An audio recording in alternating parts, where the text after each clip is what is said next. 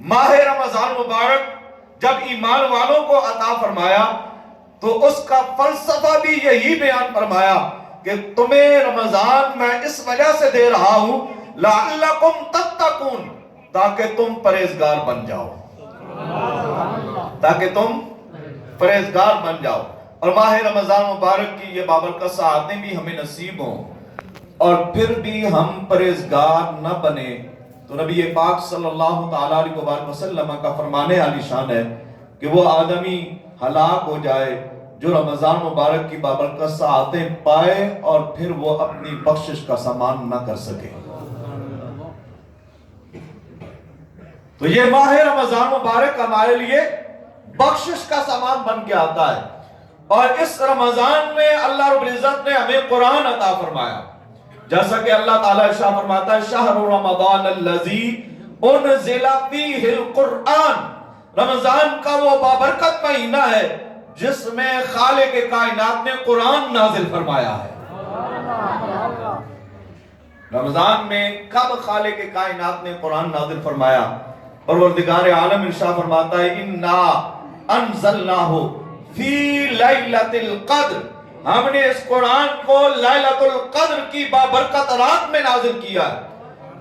اور اللہ رب العزت نے یہ لیلۃ القدر مصطفی کریم صلی اللہ تعالیٰ علیہ وآلہ وسلم کے واسطے سے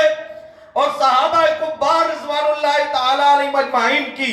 غمگینگی کے سبب سے اللہ رب العزت نے آج کی یہ رات امت مسلمہ کو عطا فرمائی ہے، اور قیامت تک یہ رات امت مسلمہ میں گردش کرتے ہوئے آتی رہے گی، اور وہ خوش نصیب جو اپنی بخشش پروردگار سے کرانا چاہتے ہوں گے وہ اپنے رب کے حضور رو کر گڑ گڑا کر وہ اپنی بخشش کا سامان کرتے رہیں گے، رب اپنی رحمتیں نچھاور فرماتا رہے گا۔ قاری صاحب جنہوں نے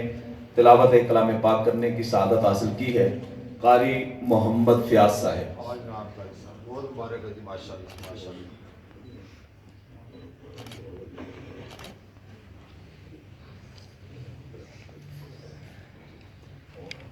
اور یہ آپ ہی کی جانب سے قاری محمد فیاض صاحب کے لیے تحفہ ہے، یہ دونوں حضرات یہ تحفہ پیش کریں گا سب کو۔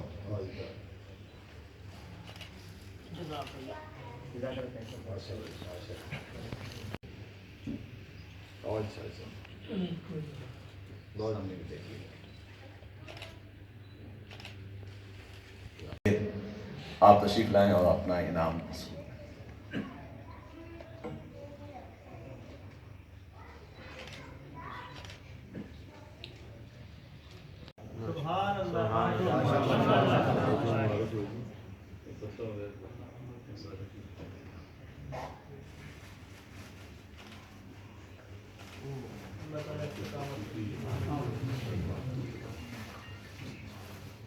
ساتھ مل کے یہ تحفہ بھی کسی بچے کے لیے ہے۔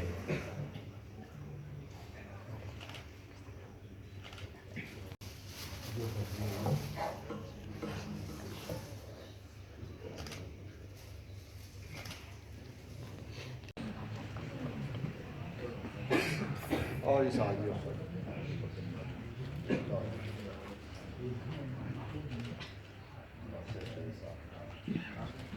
ماشاءاللہ محبوب صاحب زندہ آباد، پوری مسجد آپ نے کرتا ہے ماشاءاللہ۔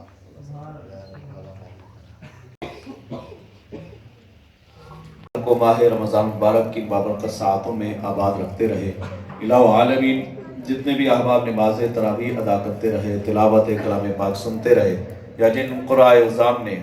خصوصاً قاری محمد فیاض صاحب نے یہاں اس مسجد کے اندر تلاوت کلام پاک کرنے کی سعادت حاصل کی، الہ